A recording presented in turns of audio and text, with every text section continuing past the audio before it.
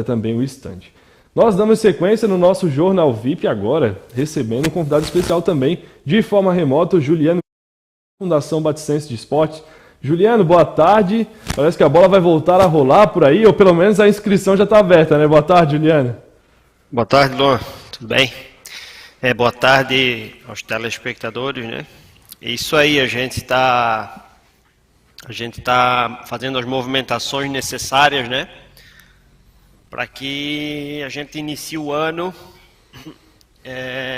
de forma organizada, né? E as equipes tenham a capacidade de gestão de iniciar o ano já com essa organização antecipada. Tá certo, Juliano. Como é que vai funcionar então para as equipes se inscrever? O campeonato é só em 2022, mas já faz a inscrição agora, é isso? É isso, Lucas. O que ocorre? Aqui em São João a gente tem uma fórmula de disputa um pouco diferente das outras cidades, né? Aqui os jogadores eles assinam para 2 ou 3 temporadas. Então o que ocorre? As inscrições elas são sempre antecipadas, né? Como os jogadores já têm um elenco praticamente montado, né? Existe uma janela de transferência de atletas, onde os clubes promovem as transferências dos atletas. E após a janela de transferência, existe uma janela de novas contratações, para depois ser feita a inscrição no campeonato lá em janeiro, fevereiro do próximo ano. Então como é de praxe, nos meses de agosto, setembro e outubro, né, até final de novembro, ocorrem essas janelas de transferências e novas contratações, né?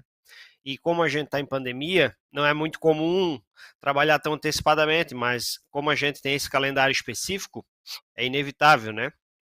Esse ano a gente teve um congresso técnico agora na sexta passada e ainda teve mais a pandemia ela é dinâmica, ela adicionou ainda mais uma dinâmica, né? Tínhamos contratos que eram vigentes e com esses 2 anos parados perderam a vigência, né?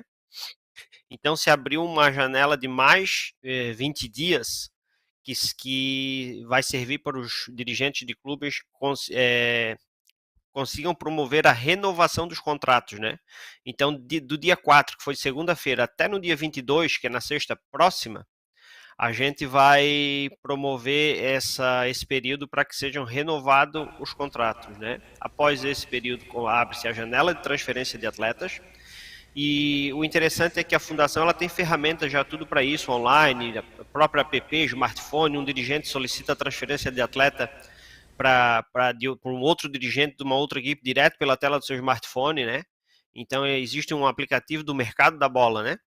Então ela ocorre esses 15 dias ocorre primeiro essa parte da negociação, depois abre-se a janela de transferência para depois iniciar os novos contratos. É que o Campeonato de São João acho que no Vale ele é o único que tem esse formato, né? Legal. E a gente está falando, claro, reforçando para o pessoal que está acompanhando o Jornal VIP, que a gente está falando do Campeonato Municipal de Futebol de Campo. Mas já tem calendário, Juliano, para outras atividades ainda em 2021? Esse calendário a gente tá. Foi semana passada que houve uma mudança na questão das medidas, né? E a direção da fundação ela está nesse momento, ela está avaliando com a vigilância sanitária se o município vai ter condições para retomar já esse ano esse calendário, né? A gente teriam pelo menos 2 ou 3 competições aí pela frente que a gente tem a cultura de organizar, mas nesse momento está sendo discutido com a Secretaria Municipal de Saúde e Vigilância Sanitária, porque quem dá condição para a gente poder realizar são eles, né? Então a gente precisa de uma articulação com eles. Então a gente está definindo isso, mas no momento a gente não tem ainda um calendário para 2021. Perfeito. Voltando a falar então do futebol de campo. Deve ter então o mesmo formato, né? Com duas divisões, Série A e Série B, é isso? Serão 2 divisões, Série A e Série B, e já ficou definido em congresso técnico o que ocorria no nosso campeonato. A gente estava com uma divisão, com uma Série B, uma divisão de acesso que a gente chama, muito elástica, né? A gente começou com 8 equipes e a gente já estava com 14, 15 equipes na Série B. Então ficou definido que, se não possível para 2022, mas até 2023 serão 8 equipes na Série A, 8 equipes na Série B. E aí será feito, se houver demanda por uma nova série, será feita uma nova série, uma série C. Por quê? Para a gente qualificar mais o campeonato, qualificar mais as equipes e organizar melhor o campeonato.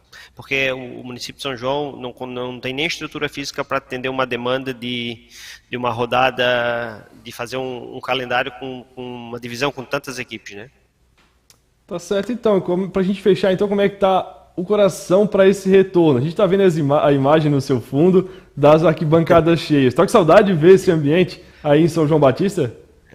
Acho que está todo mundo aí que acompanha o esporte, que é apaixonado pelo esporte, está com saudade de ver as arquibancadas cheias, né?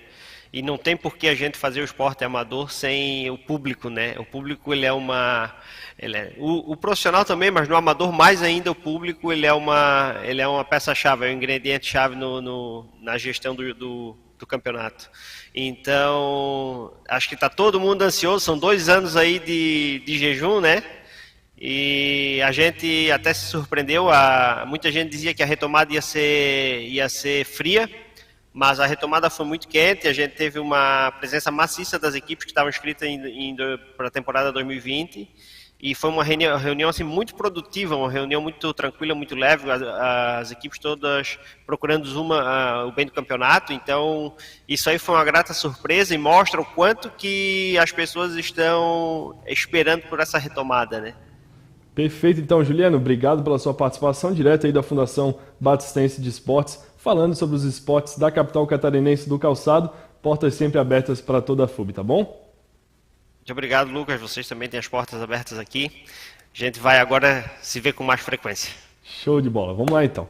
A gente dá sequência no